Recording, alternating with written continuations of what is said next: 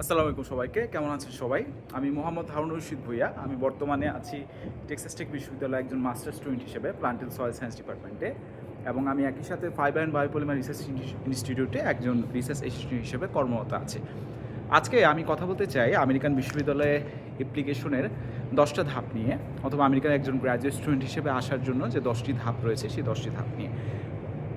তো আমেরিকার একটা বিশ্ববিদ্যালয়ে অ্যাপ্লাইয়ের ক্ষেত্রে প্রথম যে ধাপ, যেটা অবশ্যই আইএলটিএস না, কারণ আইএলটিএস দেওয়ার একটা গুরুত্বপূর্ণ ধাপ আছে যেটা আসলে আমরা গুরুত্ব দেই, বাট আমরা অ্যাপ্লিকেশন শুরু করার আগে আসলে ওটা নিয়ে ভাবি না।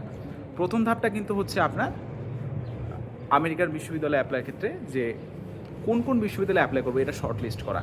এখন আপনি যদি আইএলটিএস এক্সাম দিয়ে দেন এবং আপনার আইডিয়াই না থাকে আপনার যে বিশ্ববিদ্যালয়ে আপনি অ্যাপ্লাই করতে যাচ্ছেন সেগুলোর রিকোয়ারমেন্ট কী ছিল, তাহলে কিন্তু আপনি আসলে ওভারঅল ইফেক্টিভলি অ্যাপ্লাই করতে পারলেন না।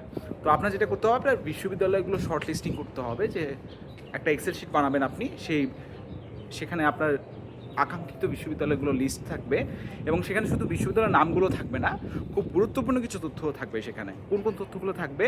আমি যে বিশ্ববিদ্যালয়ে অ্যাপ্লাই করছি সেখানকার সিজিপিএ রিকোয়ারমেন্ট কত, সেখানকার আমার আইএলটিএসের রিকোয়ারমেন্ট কত, আমার জিআরই রিকোয়ারমেন্ট কত, স্টেটমেন্ট অফ পারপাস কয় পেজ হওয়া লাগবে, তারপর আমার লেটার অফ রেকমেন্ডেশন কটা লাগবে। তো এই গুরুত্বপূর্ণ কিছু বিষয়গুলো কিন্তু আপনার আইডিয়া থাকা লাগবে এবং আপনার নলেজে থাকা লাগবে। সেই জন্য আপনি যখন এক্সেল শিটটা তৈরি করবেন এই ইনফোগুলো দিয়ে রাখবেন, এবং ডেডলাইন সবচেয়ে ইম্পর্টেন্টলি। আচ্ছা, আপনি শর্ট লিস্টিং করলেন এবং একই সাথে আপনি ওই বিশ্ববিদ্যালয়ে কোন কোন প্রফেসরের সাথে আপনার রিসার্চে মিল রয়েছে, কাদের রিসার্চ কাজ আপনার ভালো লাগে, এই লিস্টটাও কিন্তু করে রাখবেন। সো ইউনিভার্সিটি লিস্ট এবং প্রফেসর লিস্ট আপনি একই সাথে করে রাখতেছেন। দ্বিতীয় ধাপে এখন আপনি হচ্ছে আইএলটিএস এক্সামটা দিবেন। এখন আইএলটিএস এক্সাম আপনি চাইলে কিন্তু যে কোনো সময়ে যে কোনো মুহূর্তে দিতে পারেন, অ্যাপ্লিকেশন একদম আগে আগেও দিতে পারেন, দ্যাটস ফাইন। কিন্তু আমি এখন দিতে বলবো কেন? কারণ অ্যাপ্লিকেশন প্রসেসটাতে আসলে উদ্যম থাকা তো খুব গুরুত্বপূর্ণ। অ্যান্ড আপনি যদি কিছু টাকা ইনভেস্ট করেন আইএলটিএস এক্সাম দেওয়ার সময়, যেটা করবেন, এটা করলে আসলে আপনার এক্সাম দেওয়ার আপনার অ্যাপ্লিকেশনে একটা স্পিরিট আসবে যে না, আমি যেহেতু টাকা পয়সা কিছু ইনভেস্ট করে ফেলেছি এখানে, তো আসলে আমি এখন সিরিয়াসলি অ্যাপ্লাই করি। না হলে কিন্তু আপনি ভার্সিটি ঘাটছেন, প্রফেসর ঘাটছেন, একটা সিরিয়াসনেস আসে না। তো আপনি আইএলটিএস এক্সামটা দিয়ে ফেলবেন ভার্সিটি শর্ট লিস্টিং পরেই, অ্যান্ড আপনার যেহেতু আইডিয়া হয়ে গেছে যে কোন ভার্সিটিতে আপনার আইএলটিএস কত লাগবে, তো আপনার ক্ষেত্রে কিন্তু বিষয়টা তখন আসলে খুব ভালো হয়। তো আপনি আইএলটিএস এক্সামটা দিয়ে দিলেন। তৃতীয় ধাপে ইটস কাইন্ড অফ ডিফারেন্ট, আমি যেটা নিয়ে কথা বলবো, ভার্সিটিতে আপনার একাডেমিক ট্রান্সক্রিপ্টগুলো জোগাড় করা। তো এখন এটা হয়তো পরে করলেও চলতো, কিন্তু বাংলাদেশের পাবলিক ভার্সিটিগুলো যেটা আমরা জানি যে লাঞ্চের পরে আসেন বলতে একটা কথা আছে, যে সবখানেই কোনো একটা কাজ করতে গেলে অনেক দেরি হয়।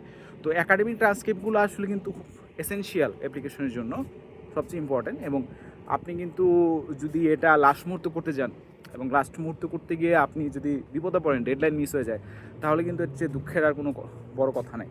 তো আপনার যেটা করা উচিত যে আগে অ্যাপ্লিকেশন, আপনার যে একাডেমিক ট্রান্সক্রিপ্টগুলো আছে সেগুলো জোগাড় করে রাখা। তো এটা আপনি করলেন, আপনার একাডেমিক ট্রান্সক্রিপ্টগুলো একটু সময় নিয়ে হলো 1-1.5 মাস হলো আপনি করে ফেললেন। তারপর যেটা আপনার কাজ হচ্ছে যে আপনার কাছে এখন আইএলটিএস স্কোর আছে, আপনার একাডেমিক ট্রান্সক্রিপ্টগুলো আছে, আপনি প্রফেসরদের ইমেল শুরু করে দিবেন অগাস্টের সময় থেকে। তো অগাস্টের শুরুর দিকে অথবা জুন জুলাই শেষ দিকে কি আপনি ওই টাইমগুলোতে জাস্ট নতুন সেমিস্টার শুরু হয়েছে, ওটা একটা ভালো টাইম প্রফেসরদের ইমেল করার জন্য। অ্যান্ড আপনি ওই টাইম থেকে শুরু করে অ্যাকচুয়ালি কন্টিনিউ করবেন এই বিষয়টা এমন না যে আপনি অ্যাপ্লিকেশন শুরু করেছেন অ্যান্ড দ্যাটস ইয়ান নাও। বিষয়টা এরকম না যে আপনি কয়েক মাস ইমেল করলেন ছেড়ে দিলেন, আপনি একদম লাস্ট মুহূর্ত পর্যন্ত ইমেল করতে থাকবেন। তো প্রফেসরদের ইমেল করার পর আপনার যে কাজটা এখন, এবং এই কাজগুলো সিমultaneously চলবে, আপনি একটা ডুয়াল কারেন্সি কার্ড করবেন। এটা কেন বলছি? কারণ অ্যাপ্লিকেশনের ক্ষেত্রে আপনার ডুয়াল কারেন্সি কার্ড লাগে, এবং পরবর্তীতে আপনি যে জিআরই এক্সাম দিবেন সেখানেও আপনার ডুয়াল কারেন্সি কার্ড অথবা ইন্টারন্যাশনাল ট্রানজ্যাকশন করা যায় এরকম কার্ড ছাড়া আপনি করতে পারবেন না। তো আপনি একটা ডুয়াল কারেন্সি কার্ড করে ফেলবেন। আপনি যদি স্টুডেন্ট থেকে থাকেন, আপনি আপনার বাবা অথবা বড় ভাই কাউকে দিয়ে করে ফেললেন, এবং আপনি যদি কাউকে দিয়ে করাতে না পারেন, আপনি স্টুডেন্টদের জন্য প্রিপেইড কার্ড দেওয়া হয় বিদেশে অ্যাপ্লাইয়ের জন্য, সেগুলো করতে পারেন। Bank transfer is not a good idea, because সেটাতে চার্জ অনেক বেশি লাগে। আচ্ছা, তো আপনি ডুয়াল কারেন্সি কার্ড নিন, তারপর হচ্ছে আপনি জিআরই এক্সামটা দিয়ে দেবেন। জিআরই এক্সামের ক্ষেত্রে একটা কথা বলতে চাই যে বাংলাদেশে জিআরই এক্সাম নিয়ে আসলে স্টুডেন্টরা অবসেসড হয়ে যায় যেটাতে আমার খুব ভালো স্কোর তুলতে হবে এবং এটা বেসিস করেই বোধহয় আমার অ্যাডমিশন পেয়ে যাওয়া হয়। এটা আসলে সত্যি না। আপনার অ্যাডমিশন বা funding, yes GRE score can help, but it's not the determinant of you getting a funding. তো এটা নিয়ে আসলে অবসেসড হয়ে আপনি যদি সব বন্ধ করে দেন অ্যাপ্লিকেশনে কাজকর্ম, খালি জিআরই পড়তে থাকেন, that's not really a good approach for application. আচ্ছা, আপনি জিআরই এক্সাম দিয়ে দিলেন, আপনার আইএলটিএস স্কোর আছে। এখন যেটা আপনি করতে হবে, আপনার হচ্ছে ডকুমেন্টগুলো প্রিপেয়ার করতে হবে অ্যাপ্লিকেশনের জন্য, যেগুলো জরুরি।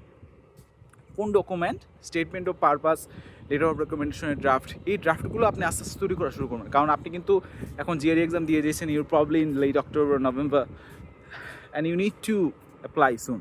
তো আপনি এখন যেটা করবেন যে আপনি ডকুমেন্টগুলো আস্তে আস্তে প্রিপেয়ার করা শুরু করে দিবেন। আপনার মোটামুটি একটা রাফলি আইডিয়া হয়ে যাওয়ার কথা যে কোন কোন ভার্সিটিতে আপনি ফান্ডিং পেতে পারেন অথবা চান্স পেতে পারেন এই মুহূর্তে, যেহেতু আপনি অনেক কিন্তু ঘাটাঘাটি করছেন।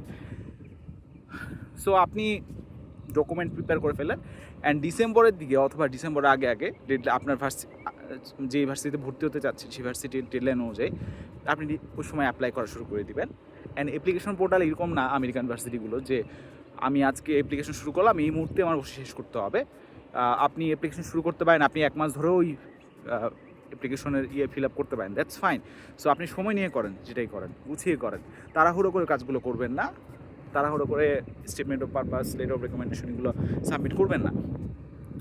তো অ্যাপ্লাই করার পরে ডিসেম্বর থেকে ফেব্রুয়ারি এই টাইমগুলোতে আপনি প্রবলি অ্যাপ্লাই করলেন। অ্যাপ্লাই করার পরে ফেব্রুয়ারি মার্চের দিকে আপনার ডিসিশনগুলো আসা শুরু করবে and by the grace of Allah ইনশাল্লাহ you get an admission and fully funded offer in an United States university.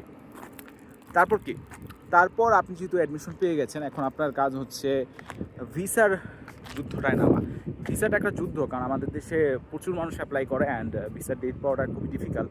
But আপনি যদি ফুললি ফান্ডেড ক্যান্ডিডেট হয়ে থাকেন আর আপনার যদি অ্যাসিস্ট্যান্টশিপ লুজ হয়ে যাওয়ার বিষয় থাকে, আপনি যদি আমেরিকা যেতে দেরি হয় এই কারণে, সেক্ষেত্রে আপনি ইমার্জেন্সি অ্যাপ্লাই করতে পারেন। আর emergency apply is a very good way to get an early interview date. তো ইন্টারভিউর আগে আপনার সার্ভিস ফি পেমেন্টও করতে হবে, that's minute details, let's not talk about that. তো আপনি ইন্টারভিউ দিলেন, ইন্টারভিউ ডেট দিলেন, ইন্টারভিউ দিলেন and hopefully by the grace of Allah you get an F1 visa. তারপর আসলে আপনার কাজ খুব বেশি বাকি নেই, you buy a plane ticket and you do the shopping you need and তারপর আপনি চলে আসলেন ইউএসএ। তো ওভারঅল এই হচ্ছে আমাদের শর্টকাট যদি বলি স্টেপগুলো আর কি আমেরিকান বিশ্ববিদ্যালয় অ্যাপ্লাইয়ের। অ্যান্ড ফান্ডিং যদি এনশিওর করতে পারেন তাহলে আসলে বাকি প্রসেস সবগুলো ইজি হয়ে যায়। আপনার ইন্টারভিউ ডেট পাওয়া থেকে শুরু করে interview itself is easier when you get a fully funded admission. So এই কারণে ফুললি ফান্ডেড অ্যাডমিশন জোগাড় করার চেষ্টাটা সর্বোচ্চ করা উচিত, আপনি যেখানে থাকেন যাই করেন না কেন। তো ওভারঅল এতটুকুই ছিল। ইনশাল্লাহ সামনে আরও ভিডিও আসবে এগুলোর প্রত্যেকটা স্টেপের ডিটেলস নিয়ে। তো সবাই ভালো থাকবেন ইনশাল্লাহ। সামনে ঈদ আসছে, সবাইকে অগ্রিম ঈদ মোবারক। ইনশাল্লাহ আল্লাহ সবার ভালো করুন। আর চ্যানেলটি ভালো লাগলে সাবস্ক্রাইব করে রাখতে পারেন, ভিডিওতে লাইক দিতে পারেন, শেয়ার করতে পারেন, আর চ্যানেলের সাথে থাকতে পারেন। ধন্যবাদ সবাইকে।